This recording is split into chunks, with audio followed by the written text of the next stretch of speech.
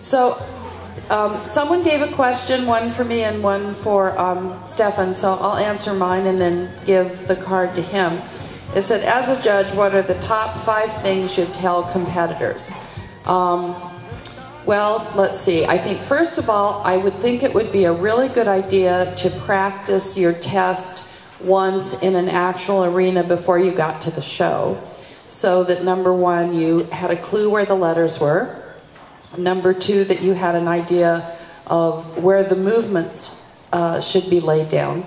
And also that you're familiar with your test. I see a lot of people who depend on the reader to tell them where to go. And RSVP sounds very similar over a howling wind and an announcer and a freestyle in the other arena. And it's amazing how many riders go off course and then glare at the reader with looks to kill like it's the reader's fault. And there's several times that I would think that there was going to be an imminent divorce because the husband who was reading obviously caused the wife to go off course. And so that would be one thing I would say. Be sure to know your test, even if you have a reader, because things happen at a show where maybe you can't hear the reader, or your reader shows up late, and you know there's a new rule that says your reader has to start with the beginning of the test. She can't run in and start 2 movements after the beginning of the test. All right? So know the test, know the requirements of the test. We talked about that a little bit yesterday. You have free information in the rule book. You can read a description of every movement that you are supposed to do in the test or in the level you're riding. And I think too many people don't really know the requirements of the movement. Okay? So you need to know what's the most important part of that movement. And that's all free information in the rule book. All right? The third thing would be on time. If your ride time is at 9 o'clock, that doesn't mean that you show up at 9 o'clock. That means you should be coming down center line at 9 o'clock. The other thing that just aggravates me, and I have no mercy, because I only have to eliminate 1 rider, and then word spreads like wildfire over the showgrounds that I'm the B word, and people start coming on time. But my favorite excuse is, well, the ring steward didn't tell me it was my time. Well, you know what? Most people learn to tell time and buy a wristwatch at about 5th grade. So, you know, too bad. I'm sorry. If you've ever been a volunteer at a horse show, you're there, you're trying to do the best job you can, and there's nothing worse being a volunteer than having some babe come over and chew your butt out because you didn't tell them something. Okay? So make sure you take responsibility. This is a big problem in the U.S. Nobody's responsible for anything because they were abused as a child or whatever. You know, we all have excuses. But this is one that just won't watch, okay? So, you know, check as soon as you get to the warm-up arena, check with the ring steward. Is the ring running early? Is the ring running on time?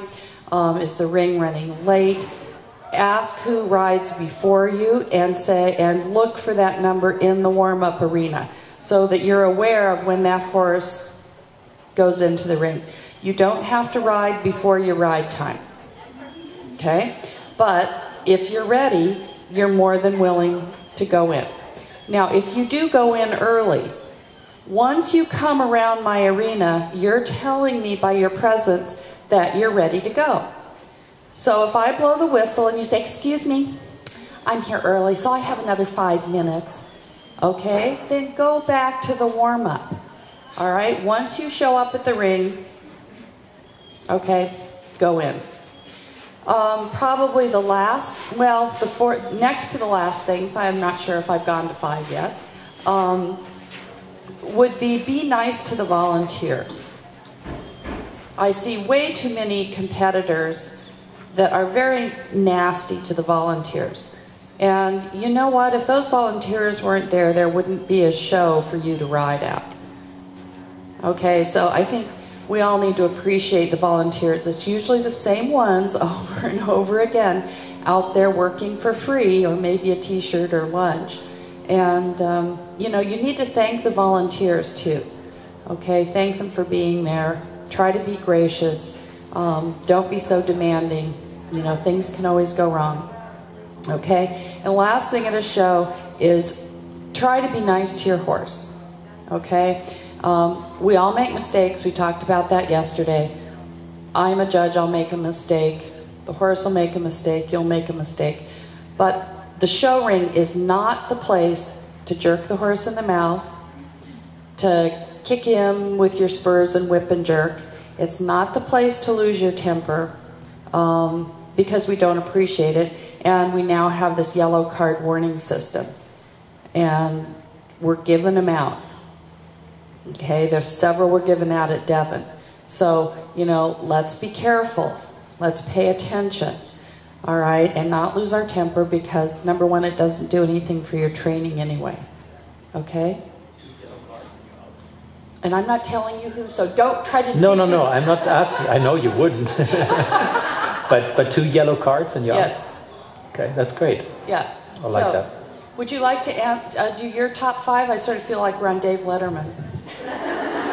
My top 5 rules? The top 5 things, your top 5 lessons that you would like to teach riders.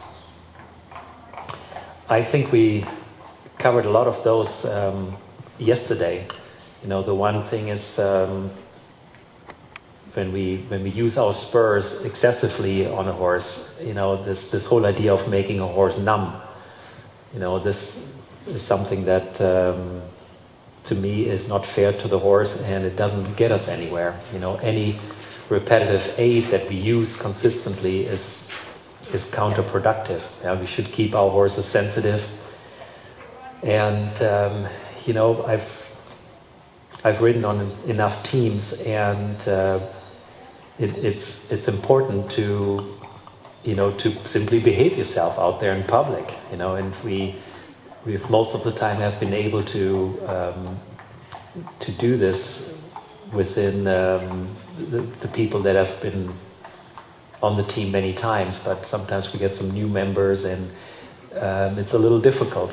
And this is not just for the team, but it's important to just behave as Janet just said. You know, just be professional out there. Even if you ride as an amateur, you know, you got to have a professional attitude if you do the sport.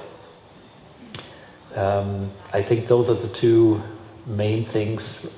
All the other things, I certainly agree with Janet, that we need to be kind to our horses, and you know, this jerking and kicking, that's not even the place, certainly not the place in the show arena, but at home either. It's not necessary. It is absolutely not necessary to use that excessive force if we start our horses right, and sometimes take a step back and add a little patience to the whole sport. Exactly. We have in our guidelines for the first time for Beijing, Hong Kong, Beijing, that we will be able to pull somebody off the team for behavior. And that's a sad thing that we had to insert that into our guidelines, and had to have it go through legal and make sure that if we do it, if we get sued, we can protect ourselves. And I think that's a sad statement on sort of today's society.